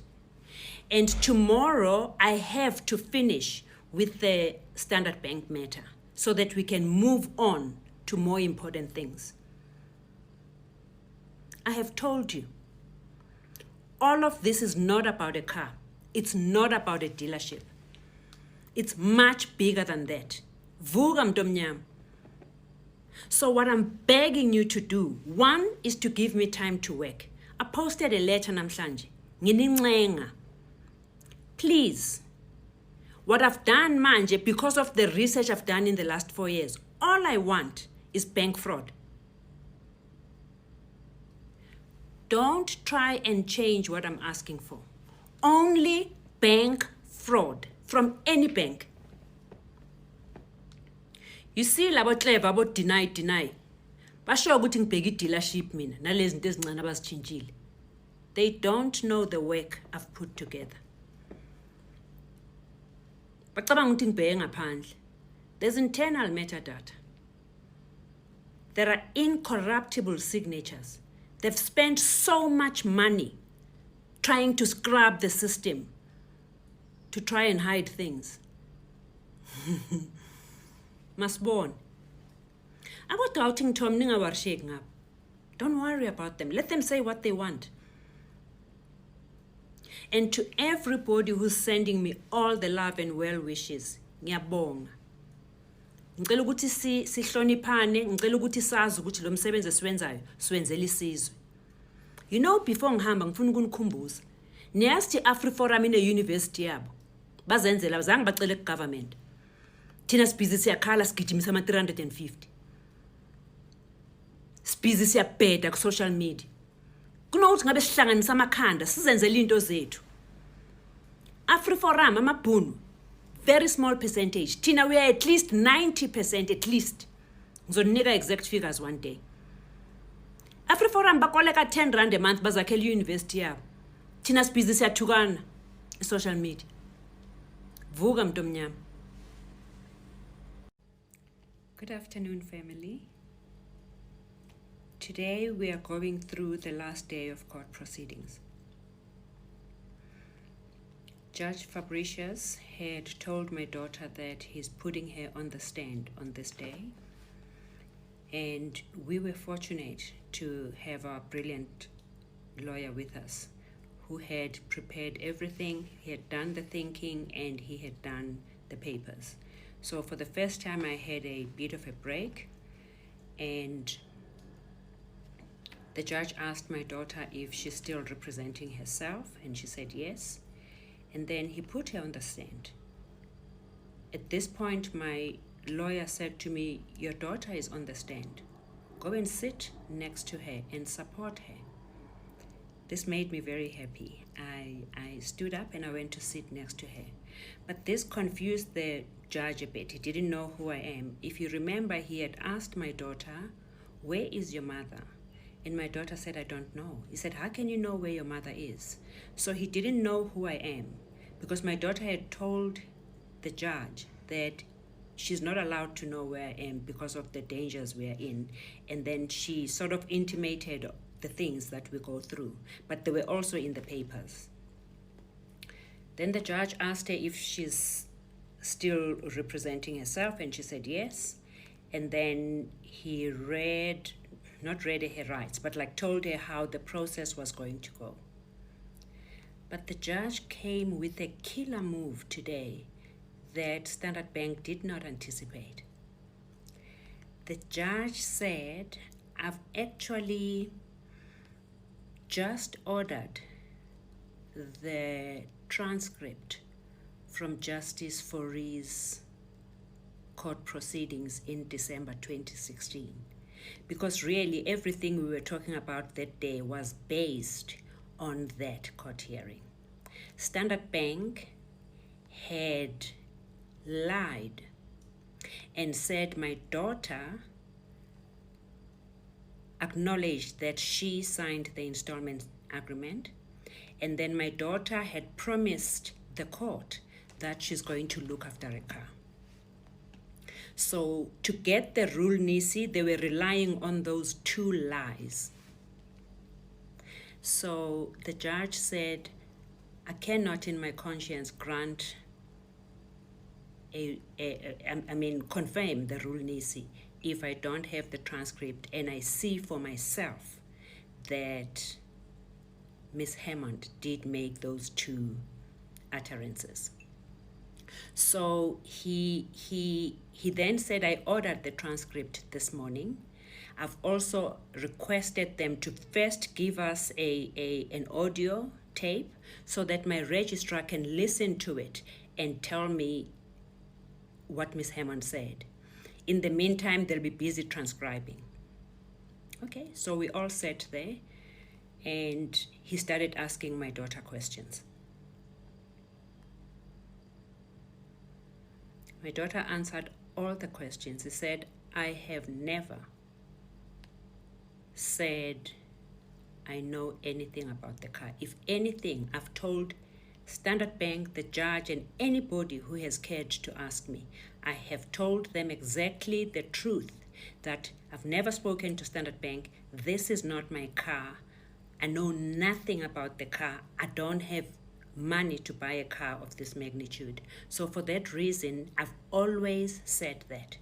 When Judge Fourie said to me, I want you to look after the car, my daughter stood up and said, I cannot take that responsibility.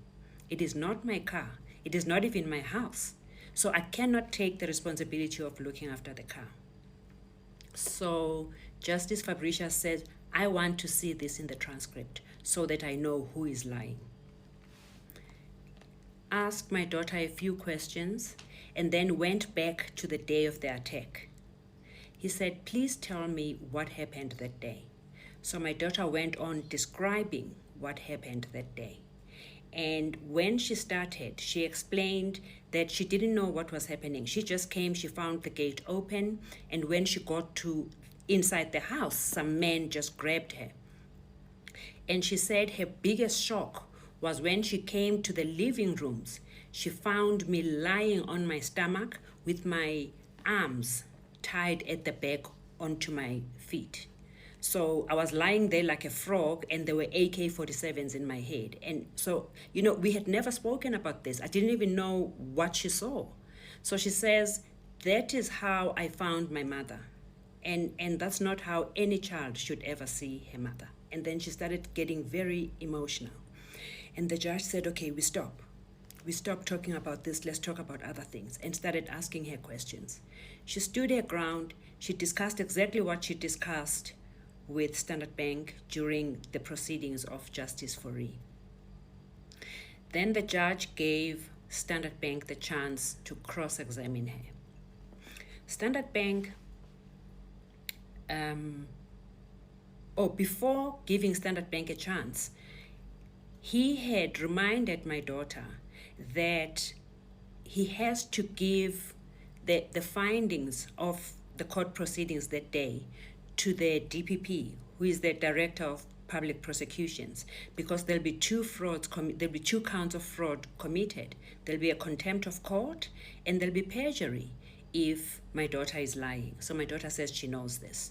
So when Standard Bank comes, they start with that the DPP is coming for the two perjuries, for the perjury and the contempt of court. And on top of that, you're going to lose your career. Don't lose your career for a car. Tell the court the truth.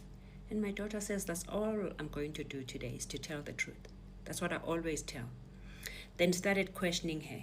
And at some point, Standard Bank came with a point that we discussed in a non-prejudice meeting. And my daughter said, I'm not obliged to answer that. I said, why? He said, because you are quoting something from a non-prejudice meeting. The judge said, Standard Bank? What you've just said now, did it come from a non-prejudice meeting? Yeah, my lord, yeah. And he said, cut it out. So this went on until Standard Bank finished. Before Standard Bank finished, the judge said, I have just received a message. My registrar tells me that she has listened to the audio tape, and Miss Hammond did say she signed the installment sale agreement. And Miss Hammond did say she'll look after the car. It sounds like she did say this. So at this point, I stood up. I traveled with my files. I stood up. I went to the file. I didn't want to disrespect the judge when he told us that he's ordered the transcript. I could have told him that I have it. I didn't tell him that. But if anybody says something that is not true, then I'll produce my transcript. So I stood up and I went to my files. I took the transcript file. I opened it. The judge is looking at me. I pulled the transcript. I took it to the judge. He said, what is that? I said, it's a transcript. He said, you have a transcript? I said, yes. Why? I said, because I've learned that Standard Bank denies everything. So for that reason, after every proceeding, I order the transcript so that when they deny, I can show them the truth. The judge said, bring it here. He said, give me time to read the transcript. The judge read the transcript. He was reading very fast. And then he went, there. The child has been consistent the entire time. She told Justice Fourie exactly what she told me today. This is her mother's car. She's got nothing to do with the car. She doesn't have capacity to look after it. She's never discussed anything regarding the car with anybody, and she's not going to take responsibility for the car. It is her mother's responsibility. Now I have to pause to highlight my realization. In this 4-year battle, Standard Bank has only gotten an order against me twice. Both times in my absence. Both times through unethical conduct. Both times through blatantly lying to the judge. What saddens me here is that the system allows such glitches, where Goliaths trample on the rights of little Davids with impunity. Summary judgment was wrongfully granted behind my back, whilst I was left waiting to be heard in court. Granting Rule Nisi was the worst abuse of power, as the judge was intentionally misled. Again, this was the same conduct Standard Bank was trying to slip on this day's proceedings. But fortunately, Judge Fabricius insisted on checking the facts. Judge Fabricius said, Standard Bank, I cannot make the Rule Nisi binding. I cannot give you the order.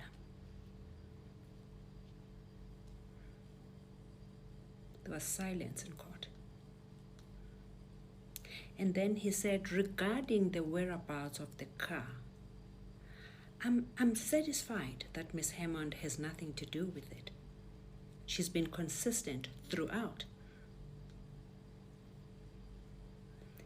He said, I also read that for the last 3 years, the mother has been trying to be enjoined.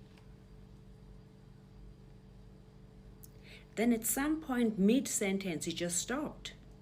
And during all this time, he looks at both of us during all this time, and he was a bit confused. So mid-sentence, he just said, Miss Hammond, where is your mother?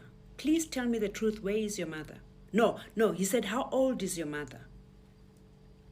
because I know I don't look my age. So the judge was a bit confused. He couldn't place me as her mother. Then I stood up and introduced myself. And he said, "You came?"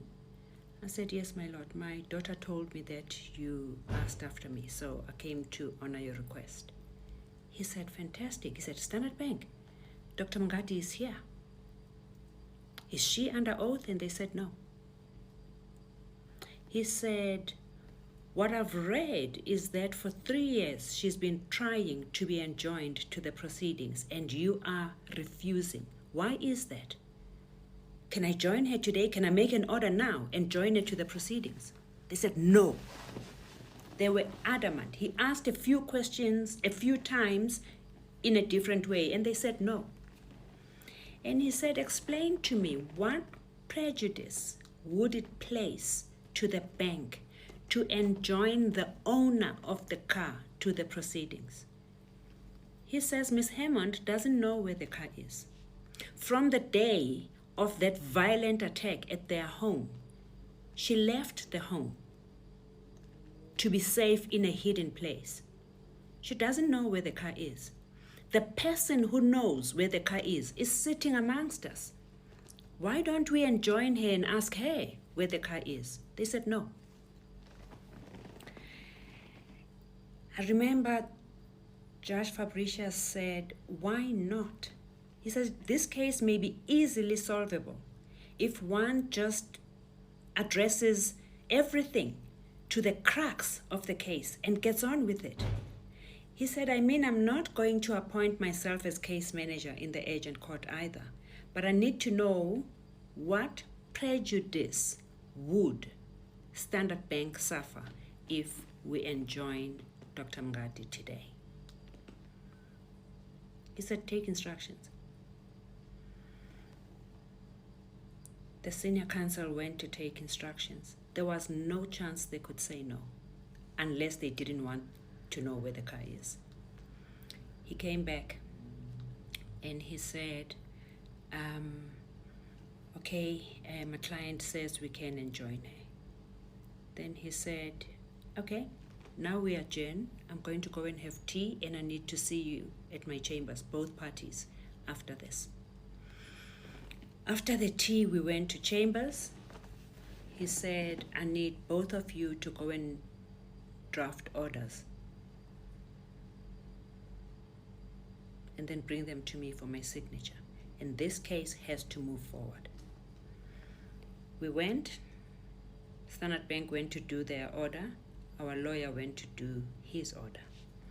We came back to chambers. The judge took their order, read it, and said, "I don't want this." He took our lawyer's order, read it, signed it, and he said, "That is the order for today.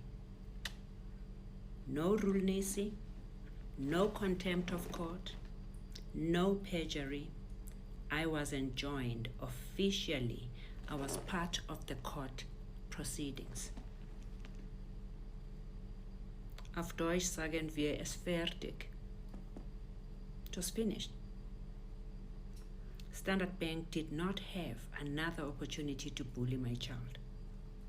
If you remember, before, during, and after every hearing, I used to write to Standard Bank and beg them for a round table so that we can solve this amicably. On this occasion, that was over. I wrote a letter of demand. I calculated every cent that I had paid to the bank. I took the original price of the vehicle and I sent 2 demands. I said, 1, I need the fraud investigated. I don't want to hear anything about dealerships. I want to know inside the bank who bypassed bank system, because that carries a lot of other connotations. It's not only fraud. Who bypassed? You see, the banks are linked to the government institutions. That's why when you go to the bank and you give them your ID number, your picture comes up. That's why you can go to the bank and apply for your ID. It is the same as the NATIS registration certificate. That is the ID of the car. There is no way you can load a wrong engine number, a wrong VIN number, and a wrong year of registration to the bank system and the bank accepts it. You have to physically use your ID code to bypass it. In the letter of demand, I said investigation, because that person has to come out. And I said, here's the final figure for the car. We settle this and we move on. But the reason the person to date has never been brought forward, do you know what the reason is? Because that person will come down with half of top management all the way to Kokstad. That's why until today we don't know yet who bypassed a bank system to allow a fraud to go through. We still need to know that. So it's of moment to note that everything I've discussed thus far has been fully ventilated, adjudicated in court, and ruled on. It is public knowledge. Importantly, it is of utmost public interest. I've received endless requests for the judgments. I've never bothered to check if any part of this matter was reported. I just had no interest in that. I have my own papers. But the public can note that not all judgments get reported. The court decides what judgments are reportable. So that is for you to conduct the homework and find the judgments. I will return to this matter when the correct time comes. What is available, however, is the court papers, which are somehow understood from the law library that no one can find. So I leave it to you to go and find the papers. I have mine. The teaching moment here is that we are obsessed with the destination. So before you even understand the veracity of the matter, everyone wants to know, did you win or lose? I think you remember I told you, it is not about win or lose. By virtue of going to court, in my humble opinion, you have already lost. That's why in my practice, I only use non-adversarial approach. I mediate cases. I don't go to court. I only go to court if I'm dragged to court. Another thing is, for me, what is most important, other than the destination, is the journey itself. I learned a lot through this experience. I was forced to read beyond. So the journey of this experience have taught me more than anything else.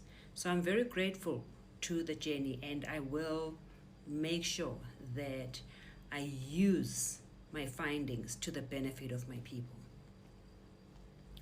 A lot of people have also asked, what academic papers have I published? I think I've touched on this in my past videos. I don't do that. I don't write for first-class journals. I write lived research findings. I conduct lived research. I look at what my people need on the ground, and I research what solutions I can bring to the ground. That's what I document as a business plan, and then I implement it. So I'm not interested in journal articles. That's not me. There's nothing wrong with journal articles, and maybe it suits some people. That is not me. Unfortunately, in academia, especially in South Africa, it happens worldwide though, you are paced according to the papers you publish. Then you get different levels of professorships according to your publications. So I refuse to be dictated to by white supremacy on how I conduct my career. I don't want to write for journals. So how can my career depend on that? Abroad, however, they're more open-minded. So when it comes to your time to be promoted or for whatever reason, you can motivate what you do with your time instead of publishing. So the lived research that I conduct, for me, it's actually superior to anything else because it helps my people in real time. So I produce that because that's my academic work. What I have done then with this case is I've documented it and made it an academic case study, which I will run moot courts wherever people are interested. I will approach universities locally and run a moot court for law students to play with the facts and let's see what they come up with. Because it's a matter of public interest, I don't want it to die. So I'm going to keep it in the academic circles. Abroad, they've already adopted it as a case study.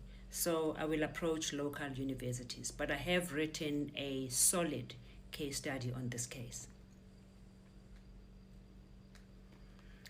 Then comes the matter of settlement. I wasn't going to discuss settlement, but I've been getting a lot of requests to discuss the settlement because apparently Standard Bank shuts the door and say this is settled. No, I will come back to that in the next video. So back to the settlement. Let me first say this was not a win or lose for me. This was a desperate fight of a black widowed mother to free her daughter from the devil's claws. Secondly, it was about a teaching moment to teach Goliath that I don't get bullied. They will never touch my car. And I achieved both.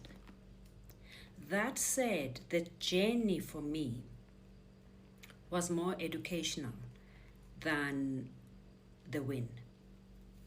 So in my next communication, it wasn't that asking for a round table to settle amicably. It wasn't that. I sent a proper letter of demand. So this letter of demand, they immediately said, yeah, we're doing it. And then what wasted time was the up and down because there were clauses that they fought so hard not to have in the settlement agreement. So obviously the first thing they're going to take out is the investigation of fraud. And because I wanted the car settled, I let that slide. Then they insisted on a clause that says, look, we acknowledge that you want to pay all the money you owe. Oh, just to reverse a bit. So during this settlement moment, remember that phone call that always offers me the latest model? This phone call came and they offered me the car. And I told them, I don't get fed by white supremacy. I earn my keep. And in law, there's something called unjustified enrichment. I don't want to have anything that I didn't work for and earn fully. So that's why I said I calculated every cent that I've paid.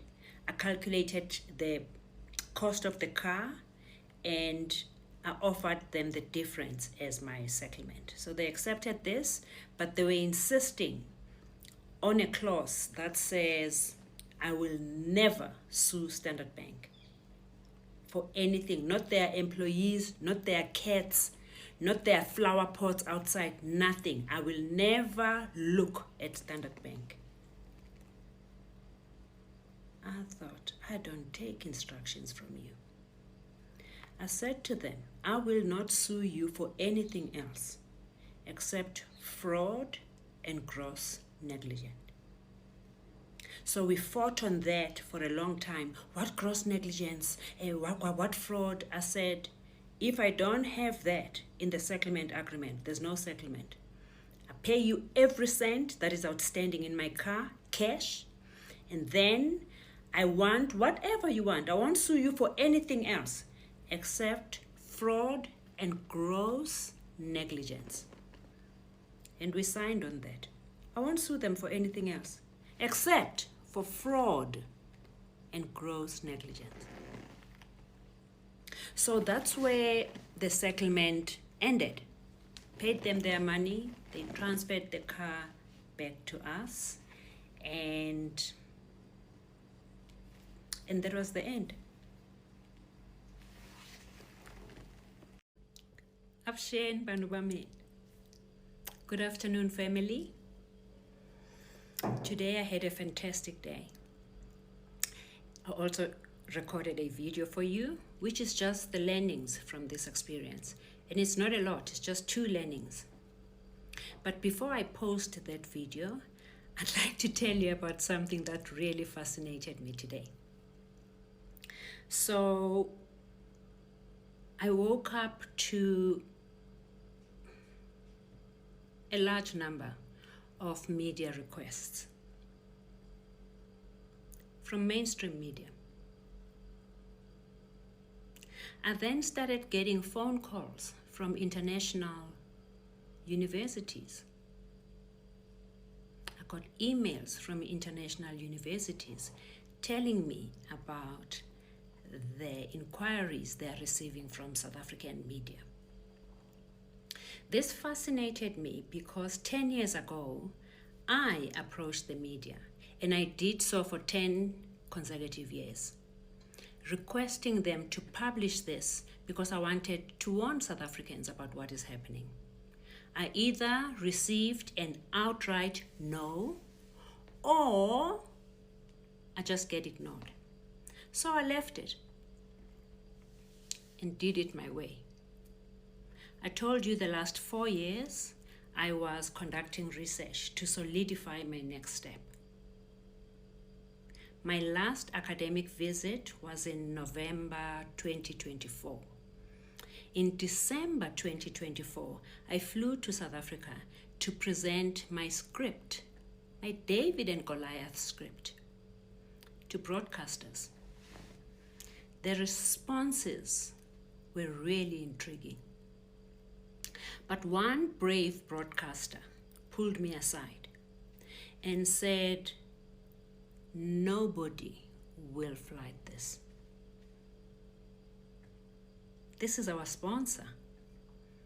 This is our funder. Nobody will bite the hand that feeds them. So this will never see the light of day through mainstream media."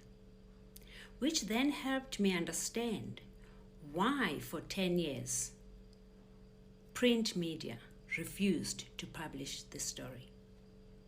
So I left it. But then I start getting phone calls from international universities. I get emails, I get phone calls, and they are complaining that they are getting inquiries from South Africans. So are you telling me that Goliath is trying to change the narrative through the people they sponsor, to move the narrative from the fraud and try and attack my integrity? You can attack my integrity all you want. The question still stands. Who authorized a fraudulent contract at your bank? That question still stands. The mainstream media, I made a public request. I said, get Standard Bank, get me, get legislators, get law enforcement, get forensic experts. Let's test the installment sale agreement in front of everybody. Let me prove publicly everything I've been saying. Instead of attending to the fraud, everybody is running to attack my integrity. I'm not even going to waste my time to look at what they have written. I told you I don't read junk. I'm not a dustbin. But I just found it fascinating that when it comes to covering the Goliaths, they run. When it comes to telling the truth, they are not available. You know, you've seen what has been happening on television. When a black person commits a crime, it's big news. Every mainstream camera is there. But when Goliath commits a crime, they change the narrative and still attack the black person. What chance do we have? What chance do we have? Until we stand up and open our eyes and start doing things for ourselves and not relying on these abusers, we are lost. We are lost. There's a few questions that stand. Who reconstructed the installment sale agreement? Who misused a very special tool which is only issued to the most senior in the bank? A special override ID to allow a fraud through a banking system. Who? That is the question that needs to be answered. Not if I've passed sub-A or not. That is irrelevant. South Africans are not stupid. They have gone through the same pain. So they know whether I'm a sub-A dropout or a PhD graduate. They know that I'm telling the truth, no matter how you can spin it. Instead of standing up, owning what has happened, apologizing to South Africans, and let us move on. No, they're changing the narrative to attack me. I'm not scared of being attacked at all. Even if I was a sub-A dropout, Standard Bank had no right to defraud me. The very same media that is running around trying to change the narrative have a responsibility to tell South Africans the truth.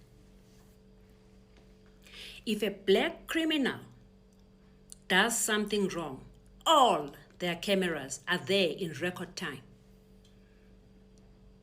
And when a Goliath commits a crime, all their cameras are there to look at the black person who is reporting them. Where is the honesty? Where is the honesty? Even those criminals, we need to ask, who do they work for? Who takes them from under the bridge and teach them what to do? They only get change from all of this. I've written a very solid story about the crime in this country. Story for another day. For now, I just wanted to tell you that the narrative is now being manipulated from the fraud to attacking my integrity. Vanhu va mina, anzilwi na munhu, ni vulavula ntiyiso ntsena. Wena u hleketa kuti kokwana o sasekile so a nga yemba endleki va penga endleki.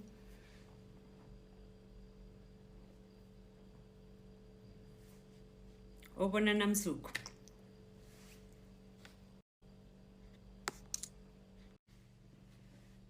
My learnings from this experience. Only two. One, we, the poor, uneducated, hungry people, do not have access to the law.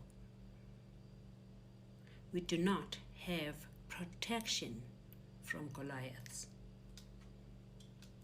Two, the value of knowledge. That's all I want to talk about today. That's what I learned from this experience. So let's start to access to law. The Goliaths, they understand the legal system so well, they invest in it. Their annual budget for litigation can educate the entire country. when they litigate against you, they will never let you see the trial.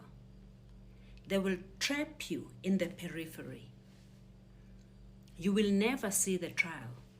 Because if I had access to the trial, I would have tested the installment sale agreement. I would have subpoenaed the SAPS forensic laboratory. I would have called forensic experts. I would have called legislators. And we tested. And I would have proven that it is a forgery. But without a trial, judges are limited to solve only the question before them that day in court. So what they do is they don't allow you to get to trial. They want to hit and run quickly. They take you there. They take you to default judgment. If you try and they do summary judgment. The day they do summary judgment, the writ of execution is issued. And at that time, the truck is outside your house. Do you know where that car is going to spend the night? At the same dealership. And that dealership is going to buy that car at the fraction of the price you bought it. Who's going to pay the difference? You. The bank is going to sit on your throat and they'll say, look, the car was 10 Rand. We sold the car for 3 Rand. We still need 7 Rands and you are responsible for it. So now you are paying for a car you don't have.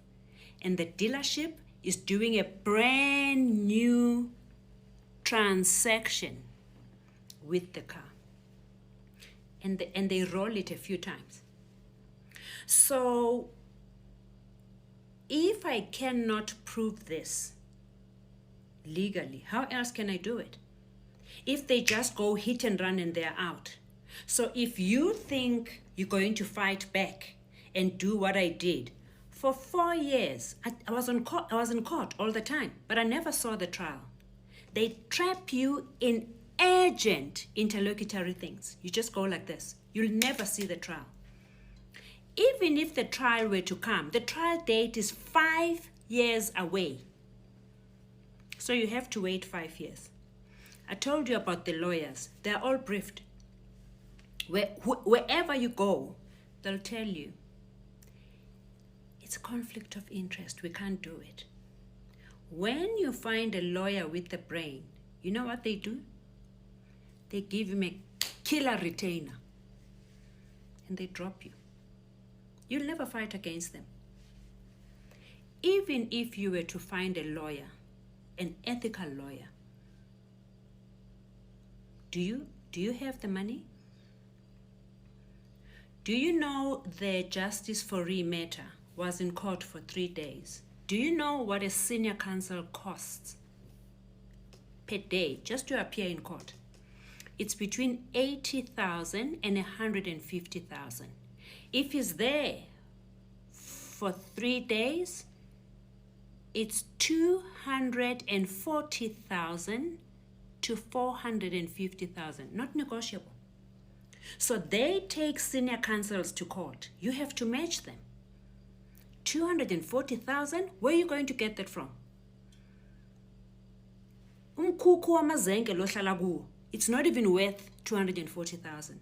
So your home is not worth 240,000. How are you going to pay that for legal fees? For one appearance, it's not even the case. One appearance. And that money does not even consider preparation, drafting, none of that. Only appearance. Where are you going to get that from? So by virtue of not being able to access the law, we need to question the constitutional promise that says everyone is equal everyone is equal before the law. How? How can I be equal to somebody I'm not standing in the same platform with? I have no access to the law. So how can I be equal in front of the law? It's not possible. We need to question that constitutional promise and a whole lot of other things that are promised in the Constitution. Things like, free market, you can go and buy a house. With what? With what? We need to look at this. Then I want to talk about the value of knowledge.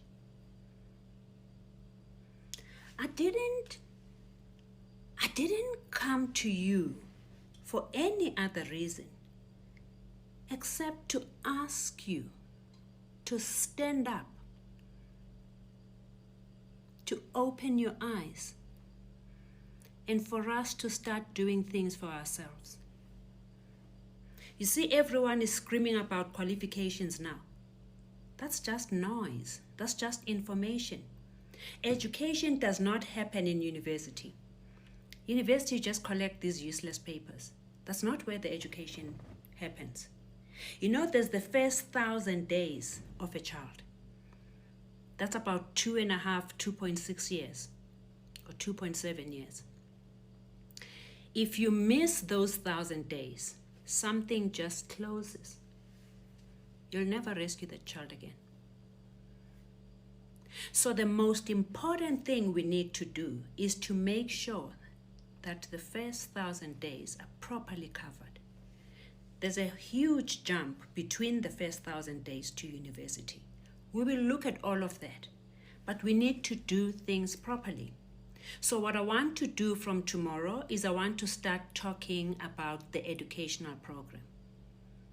I'm going to explain how the entire program works, and if we agree, we're going to come together and we're going to start doing it for ourselves.